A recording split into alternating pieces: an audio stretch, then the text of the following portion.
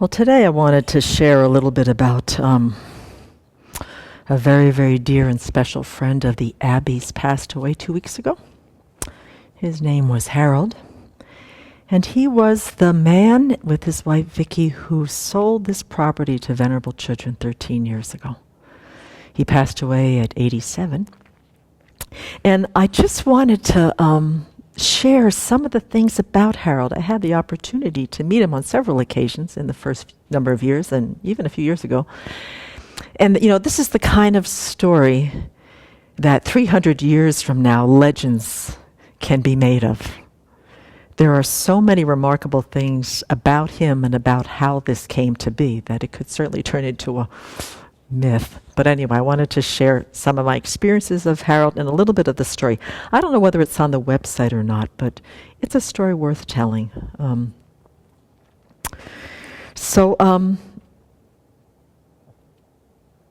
Well, Harold and Vicky were here in 1980. They bought the place. They were both, but they had retired. He was a science and a music teacher. Vicky, I think, worked for the county, worked for the schools in Newport. And they built this lovely house. They logged the property and raised, I don't know whether their children might have been beyond that time. They both had come from, different, former marriages and such. But they decided in 2003 they were getting on in years, and the place was probably getting a little bit too much to handle. By then, Harold was already 74 years of age, a sturdy little guy, a spry little guy. But I think it was getting perhaps a little bit too much to handle. So they had put it up on the market. Simultaneously, while they're trying to sell this place in 2003, Venerable's looking for some place to start the Abbey.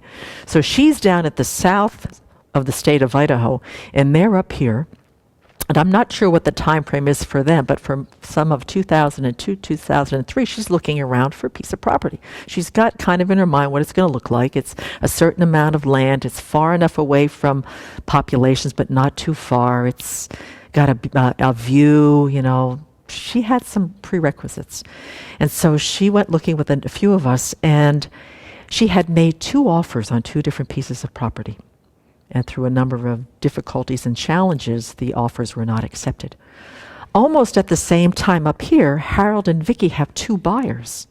And for whatever reasons, the 2 buyers, whatever the financial or whatever difficulties, those fell through as well. So by the time August came and she saw a picture of that building on a multiple listing website and wanted to come up here and see it, you can sometimes feel that the karmic conditions were just starting to stir and starting to percolate underneath the surface. Because maybe it was just time, Harold just wanted to do it or whatever, but to imagine that Harold and Vicky get this call from the realtor and say, well, we have somebody who's interested in the property. It's a Buddhist nun.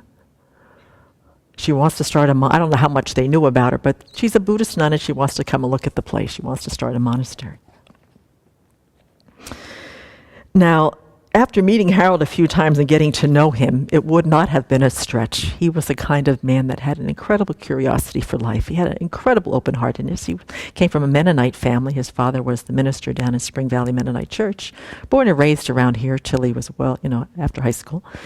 And he had this kind of just open-mindedness about life. So having a nun come and, want to look at the place might not have been a stretch for him.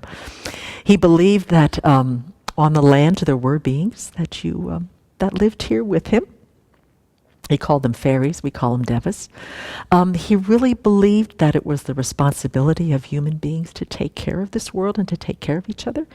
And he very deeply felt, very much like His Holiness, that he felt that human beings were in the heart, core of their hearts, very, very good. That there was a fundamental goodness to human beings. So he had just a real appreciation for life and a real appreciation for people. So that's the person who was here that day with his wife Vicky, also a lovely person. So, without getting into the details, it's quite a remarkable story, but toward the end of the day, after the realtor had left, and there's a another little piece that I just recently got a little piece of the story that's, somebody told somebody that told somebody, but it's well worth saying, is that while Harold lived here, he went up to the meadow. I don't know how many times he might have done this, maybe a few times. And there's a glorious star-studded sky up at the upper meadow. And he would go up there and he'd go, I'm taking care of this place. I'm here doing something for somebody. Why do I have this place? What is this about? Why am I taking care of this place? And when he talked to one of Venerable's friends who was here that day, Jampa, he told him that story, his pondering up at looking at the night sky and saying, well, maybe it was you folks that I was supposed to be taking care of this place for. That was just kind of an open-ended question.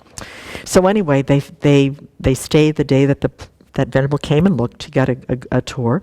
And then the realtors left, and her and Jampa went back down to the barn where Harold was. And this is so perfect, this is so karmically perfect, is that unbeknownst to the both of them, the seller and the buyers aren't supposed to talk to each other about finances unless the realtor's there. In fact, they're not supposed to mention anything about that. The realtors do all the talking. Well, the realtors had left. So Jampa proceeds to just basically do full financial disclosure to Harold on what Venerable's got to offer. And, banks won't give her any loans or mortgages. She has no credit whatsoever. She hasn't owned anything for 30 years. She might have had a car when she was in her 20s, but she has no credit history. Who's gonna lend money to a Buddhist nun? And if they ever had to foreclose on her, how bad would that look for the bank? So she they just presented this, and Harold just looks at them and says, "We'll carry the papers. We'll carry the mortgage. Not a problem." And so then there's this wild unfolding as she's trying to sign the papers. There's radon in the building, and she needs insurance, and the septic is too close to the well, and she's trying to lead a retreat in Cloud Mountain. And in between the sessions, she's faxing, calling, emailing, and then she comes into the session and leads these extraordinary teachings, calm, relaxed, and between the sessions, she's faxing and calling insurance and septic and radon. And she's, it happened. It happened. So that was in 2003. And what happened after that is once they had the closing, Harold and Vicky didn't just walk away. They continued to come to help Venerable sort of move in. Harold came one day and helped move firewood into the furnace room, gave us the transmission on how to stack that furnace room. He gave a few folks a tour of the forest where some of the sites, places of interest were, where the property boundaries were, things like that. He came another time to give me the transmission on the snowplow, which we have affectionately called Haroldina, named after him. And he also gave a transmission on how everything in the place runs. Who are the people to trust in town for repairs, maintenance, chainsaws, trucks, where to get the fuel oil, who to call for construction? He had that whole thing. We have a whole little transcription of this transmission that he gave, giving them Venerable things that she might need to know. They didn't have to do this, but they felt such a heart connection to her. I think they were just quite taken by the whole thing. And then the following summer, him and Vicky came when Khensur Wanda came here to bless the land and to consecrate the statue in the Tonkas. They came and they wanted to celebrate that. So I think they had a lot of interest in what we were doing. So then they came 2 more times in 2009 and somewhere in 2012, which was quite I remember that day very, very well, because at that time they were visiting, I think there was either a wedding in town in Newport, and we had just moved the meditation hall, which used to be their garage, where they used to park their car and their snowplow. We moved it 250 feet up the hill. Him and Vicky called and said, we're in the area, we'd love to come and stop by. Not telling them what we're doing here.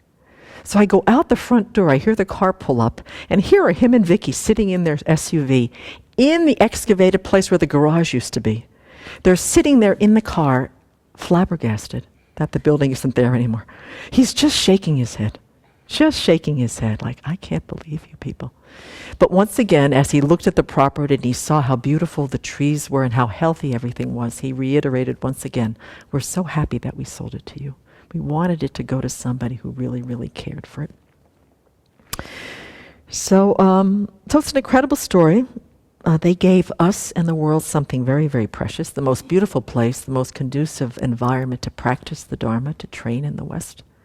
I mean, they took care, and I love this place so much. And so I think for the karma, the cooperative condition of which they were part of to make this all happen, I really, and with his passing, I just think may he have created clouds and clouds of merit for having this willingness and this trust in this little Buddhist nun. She paid the mortgage off in 2 years. That he trusted that who she was. And as a result, we have this place. We would have maybe found another place, who knows? But I really wish for Harold to have a precious human life, to be able to meet the Dharma very, very young in his life, and to meet Venerable again. And for the family, for Vicky and the family, really to feel support from, their community. And we're keeping them very close in our hearts right now. So for Harold and Vicky, I celebrate his life. I celebrate the remarkable man he was, and for all the merit that he created on really presenting this opportunity, and for Venerable and him to connect the way that they did. Anyway. And just a final clarification on the story is that the property was purchased by Sravasti Abbey. Had already been put into a nonprofit organization, 501c3, and it was Sravasti Abbey and all the donations that came into Sravasti Abbey that actually paid off the mortgage. So it wasn't sold to Venerable; it was sold to Sravasti Abbey. She was just the signer and the one who was taking the financial responsibility. But Sravasti Abbey. So it belongs now to the world in a very symbolic sort of way.